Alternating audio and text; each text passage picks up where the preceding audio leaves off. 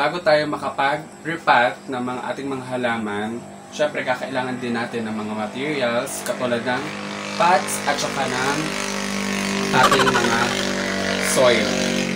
Unahin muna natin yung ating mga materials, which is ito yung mga inipon namin ng mga recyclable items. Instead na bumili kami ng mga new pots, try muna namin mag-recycle ng mga bottles na kinip namin dito sa aming laundry area. Para makatipid na rin kami at the same time, ma-promote din namin yung reuse, recycle, and reduce. Reduce. Para syempre, tulong na rin kay Mother Earth. Recycle na tayo ng mga items at the same time nakatulong na rin tayo kay Mother Earth. So, ito po yung mga naipon natin ng mga materials.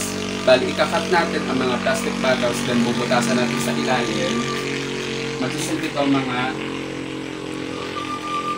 ito mga new pots natin para sa ating mga halaman na iriripat or gagawin natin mga seedling pots. So, ito po yung iba mga example natin ng mga kinat ko noong nakaraan.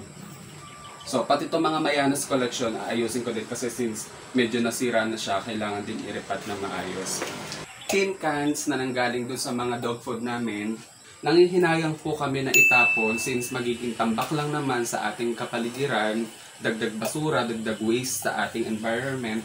So, nag-decide din kami na magkaroon din kami ng advocate na i-save din naman kahit papaano yung ating environment ay si Mother Earth through conserving and recycling such products like this. So ito po, ginagawa din namin paso para makatipid na at the same time tulong na rin po So ito po binubutasan namin using nails or pako lang then martilyo. Almost sako-sako po siya. Ang laking conservation po niyan. Ito din po yung ating mga succulents na iaayos din po eventually.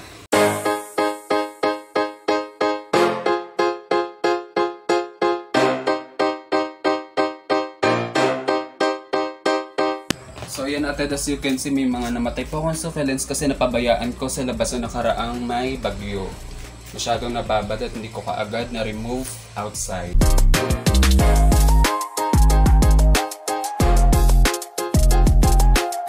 Welcome back to All About Riri.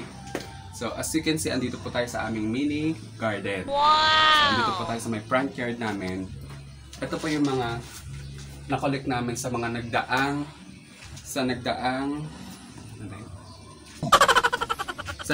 taon ng pandemic. So since nagkaroon tayo ng craze over sa pag-collect ng mga plants or mga simple plants or even sa mga rare plants.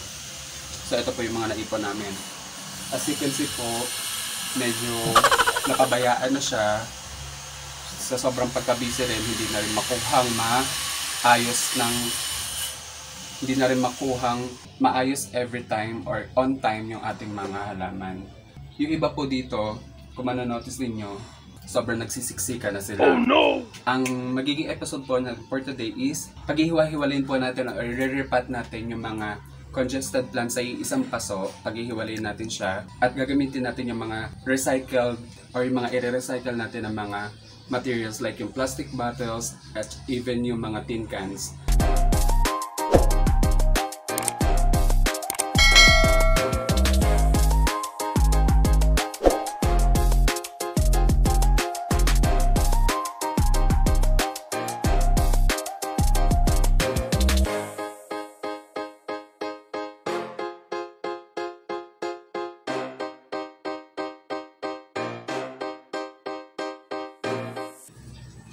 Ito po yung mga naging collection ko ng mga plants. So, para po sa mga plantita dyan or may mga green thumb at collection ng ating mga plants, familiar naman kayo sa ating mga varieties of plants. So, ayan po. Crowded na siya at congested as you can see. So, ito pong malunggay na to, puputulin na po muna natin siya for the meantime kasi tutubo pa rin naman siya. Tayo mag-aayos ng ating mga plants dito sa ating front yard is para since tag-ulan, maiwasan din po natin yung pagkakaroon ng maraming lamok or maging breeding ground ng lamok yung ating area. At saka para at the same time maayos na rin po natin yung ating harapan hindi siya masukal at baka pamahayan na rin tayo ng ahas since maulan po. Ito po yung binigay ng kuya ko na paleta na gagamitin natin na patungan ng mga halaman, na mga i-retain natin. Kasi ibang mga halaman na inayos natin is for selling and for dispose na rin po since sobrang dami na. So ito po, i-repaint natin to para tumagal po yung paleta table at hindi po kaagad mabulok. Dahil i-place natin siya dito sa labas para maiwasan natin na mabulok pagka umulan or mabasa ng tubig ulan.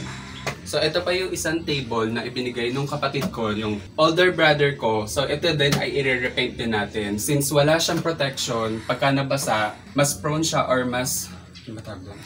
Since wala pa siyang pintura, susceptible siya and prone siya sa pagkabulok. So para maiwasan natin mabulok kaagad, itong ating paleta or yung ating pallet wood. Ito nga pala ay also recycled din. Kasi since ito ay galing sa kanyang trabaho at itatapon na, kinokollect ng kapatid ko para mapakinabangan pa. So ito pwede maging table.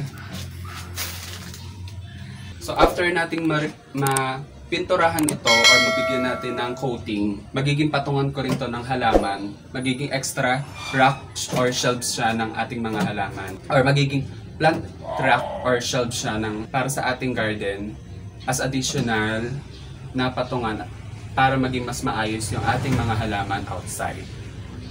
So, ito rin po ay papatungan natin ng pintura na pangkahoy. Palitin ko ngayon. Ito po ay pipinturahan natin para magkaroon ng protection.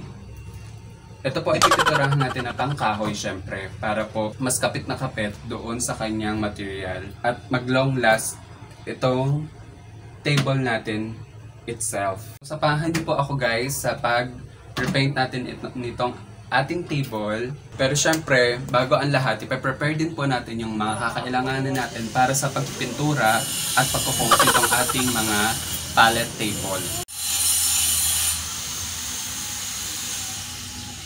Okay. Game.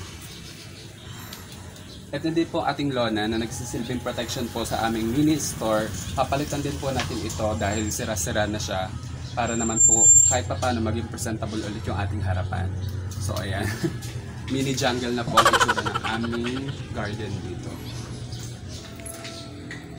Hi mga ated, welcome back to my channel, All About Riri. Bakit ka ba natatawad?